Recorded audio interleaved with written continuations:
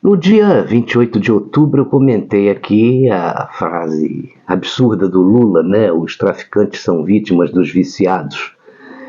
Isso incomodou muita gente, né?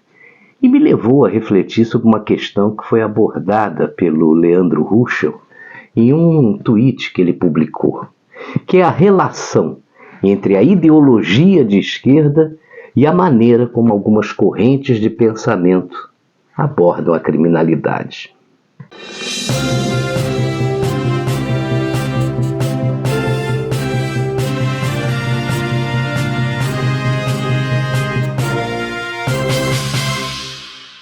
Veja que coisa. A esquerda reprova a estrutura da realidade atual e enxerga a injustiça no mundo como uma motivação para apoiar aqueles que se rebelam contra ela. E aí você pode incluir os criminosos. O problema é que essa visão pode levar a consequências graves, como assassinatos em massa, crises sociais que acabam sendo vistas como consequências inevitáveis aí de movimentos ditos aí revolucionários. Para esse pessoal, o crime é visto apenas como uma ferramenta que busca, ou melhor, em busca de um objetivo. Só que tem uma coisa, esse objetivo nunca pode ser alcançado. E isso aí é proposital, para que os movimentos se mantenham. É isso que alimenta esses movimentos de pessoas injustiçadas. É um círculo vicioso. Eu vou te dar 3 exemplos que vão deixar isso muito claro. O primeiro é o MST. Ele invade uma propriedade rural e o seu objetivo é a reforma agrária, que nunca vai acontecer da maneira que eles conceberam. E dessa forma as invasões nunca vão acabar. Outro é o MTST, que invade propriedades urbanas e o objetivo é moradia para todos e reforma urbana com desapropriações de espaço que, na visão deles, deveriam ser destinados para as suas causas. Essa é outra utopia. E tem os criminosos, que são vistos pela esquerda como vítimas da sociedade. E aí a gente inclui os traficantes, que são vítimas dos viciados, segundo o nosso presidente. Eles representam aí a resistência à opressão, né? Uma resposta às condições sociais adversas que afetam os indivíduos que vivem nas periferias ou nas favelas e que não têm acesso a oportunidades e, por isso, acabam entrando para o crime, segundo a esquerda. Para eles, o objetivo desses criminosos é a luta pela sobrevivência num ambiente hostil. E aí vem aquela ladainha de que eles foram marginalizados pelo sistema e que as políticas repressivas não resolvem a raiz do problema e blá blá blá blá blá blá. Veja só a reação de uma jornalista de esquerda após a operação da Polícia do Rio, essa semana que passou, e que matou mais de 115 criminosos. A Mônica Bergamo, petista de carteirinha, né? Ela foi ouvir a opinião de quem? Do tal do Oruan, que é rapper, filho de um integrante de facção, investigado por diversos crimes.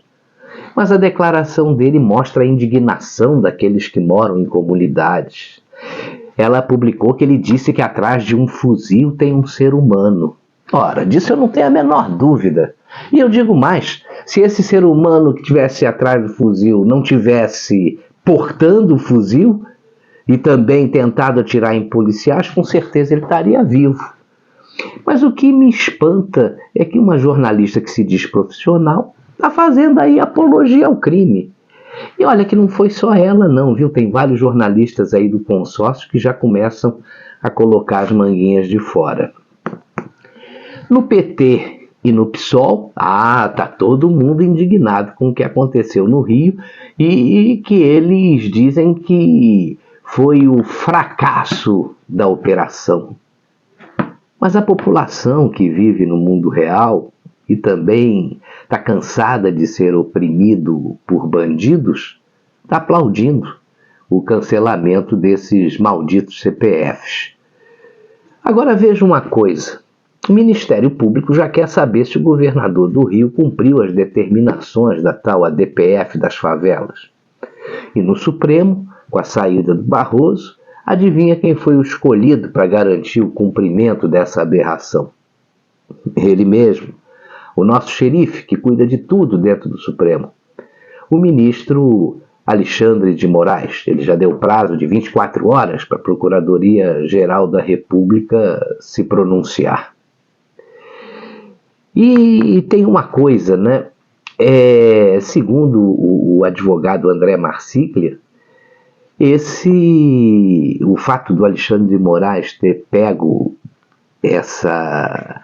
a relatoria dessa DPF, isso é inconstitucional, porque ele não é o juiz natural do caso. Então, argumentando aí que, como estava com o Fachin, caiu para o Barroso saiu, e aí eles designaram o ministro Alexandre de Moraes para tocar essa DPF. Mas não é assim que funciona, segundo o próprio regimento do tribunal. E esse advogado, André Marsiglia, mostrou claramente num post que isso é inconstitucional.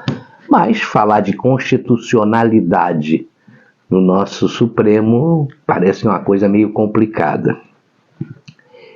Agora, se o Brasil conseguir dar uma guinada à direita, como já está acontecendo aí em vários países da América do Sul, essas questões vão ter que ser enfrentadas aí de frente e o mais rápido possível, porque ao tratar questões sociais de uma forma mais construtiva, sem incentivar a ilegalidade ou a desordem, um governo sério e comprometido vai desmantelar em pouco tempo aí os argumentos que sustentam aí essa visão meio romantizada de crime e militância.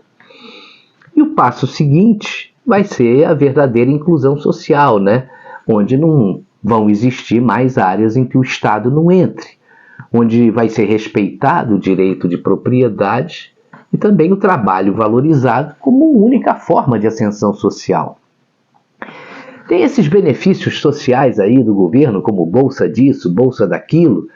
Esses benefícios têm que ter prazo de duração e uma porta de saída para que a população não se acomode com essa esmola do Estado e vire refém de governantes oportunistas. E aí, naturalmente, com a reformulação do nosso Código Penal, aqueles que insistirem na criação do caos, invadindo terras, propriedades ou praticando outros crimes, vão saber que vão para a cadeia, né? Mas sem regime de progressão de pena e sem aquelas saidinhas em datas especiais.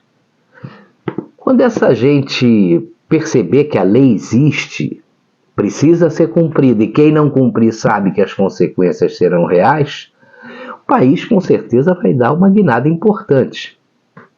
Mas o exemplo precisa vir de cima. Que tal o Supremo começar dando exemplo respeitando a Constituição?